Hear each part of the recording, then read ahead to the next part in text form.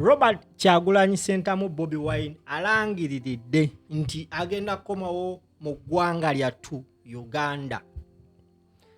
Ku kali lugambo Promax amanya bampita simple kwoli nagamba kasitonda banga ngudewo epa kyolina okukola kiri kimu gwe giteekeko share ebisigadde obindekere mbeere nga ndukunnyonnyola wano wokka wokka wogenda oddufuna gwe ssebo oba nnyabo atulaba nsanyuse okkulaba. Olunaku lw'ejjo amawulire gaakubye ne gategeeza nti abakuuma ddembe empemudde abakyankalanya ddembe ababadde mu maka ga Bobi Wine okuli amagye ne police baamaze ne baamuka ekifo ekyo right now anyone can access it, tewali yadde owa police aliyo.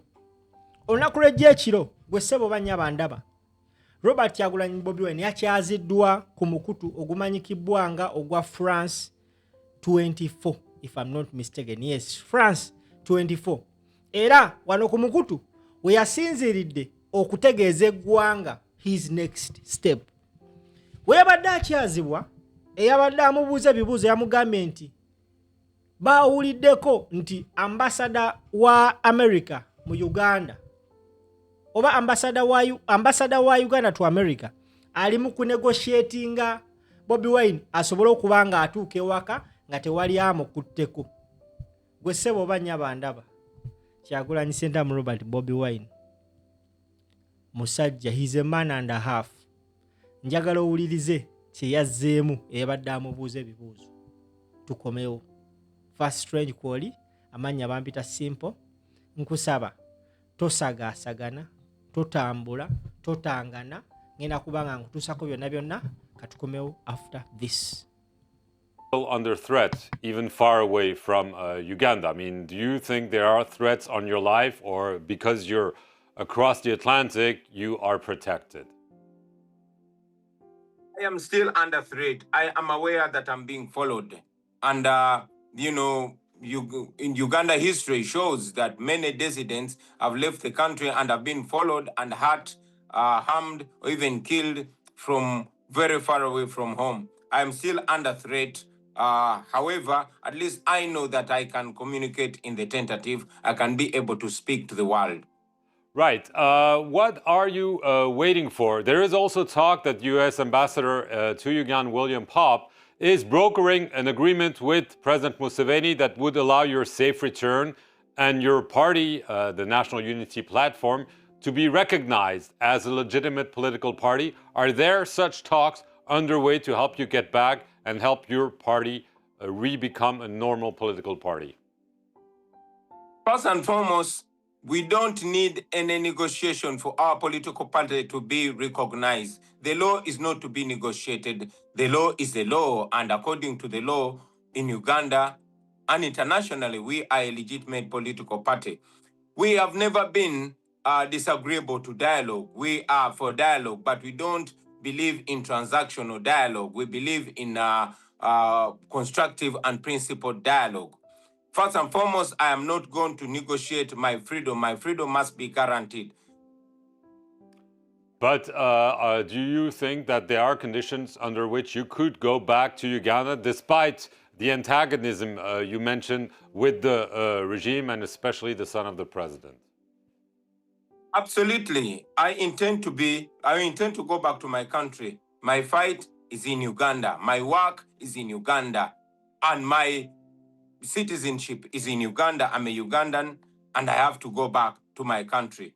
However, I am supposed to be in Uganda as a free citizen, not as a person who must beg for my freedom. Kali lugambo Promax bassebo ne bannyabo amanya bampita simple kati njagala ovuge video eno. Kyagulanyi Ssentamu Robert Bobi ne bamubuuzizza nti tuwulira olugambo mbu ambasada wa America to Uganda omukulu amanyikibbwa nga William Popp ali mu nteeseganya ne gavumenti ya Museveni. Abassebo ne bannyabo ambasada oyo owa America to Uganda mbu ali mu nteeseganya ne Museveni oba gavumenti ya Museveni.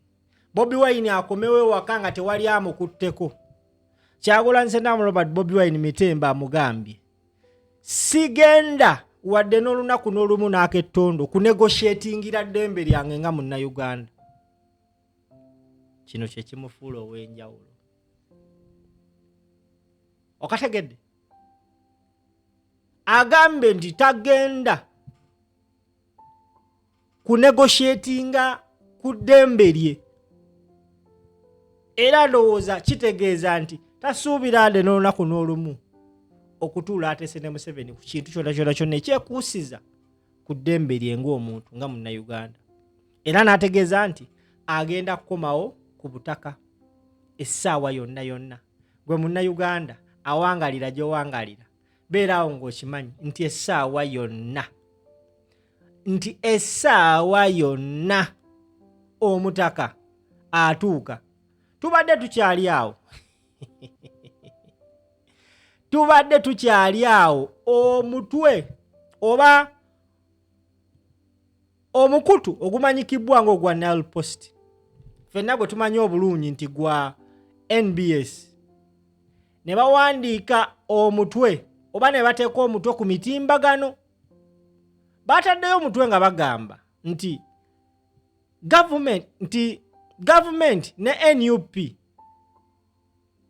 Kankangu noonye wano ngubalage. Now, gwe guno omutwe. Exclusive government dash NUP in talks over Bobi Wine's dignified and secure return. Kagamba okudda kwa Bobi Wine kutadde abantu ku bunkenke. Bakoze post eno bagiteekako linki. Linki eyo ne bateekako details za buli kimu. Bobi Wine kyakoze gwe ssebo oba nnyaba ndaba. Akutte post eyo n'agenda ku mukutu gwo gwa X n'agiteekako caption okubanga asangula obulimba bw'abasajja bano aba NBS. Agambye atya? Agambye nti how can my rights and dignity be a subject of negotiation?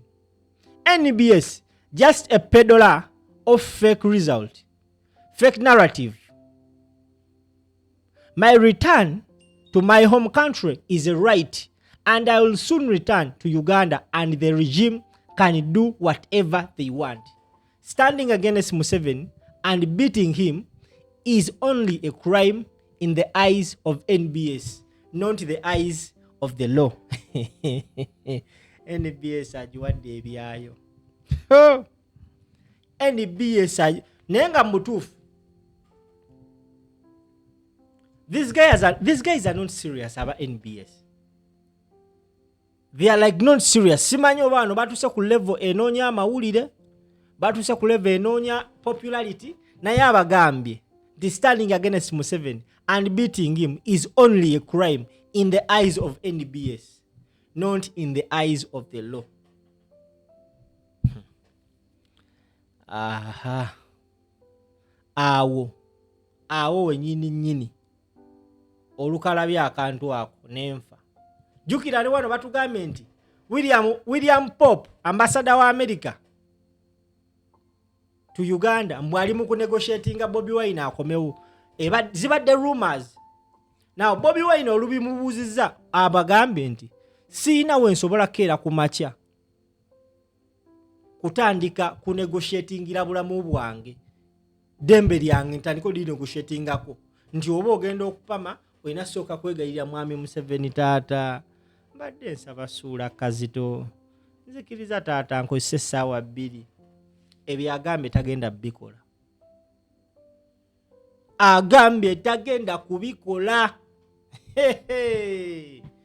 Oli ku Vastrange kali lugambo Pro Max amanya bampita simple yona gy'osinzirira okubanga otuwachinga. Now mu post NBS jetaddeyo eyo bataddeyo omukomulamba nga boogera ku nsonga ezo. Abakulu baneeno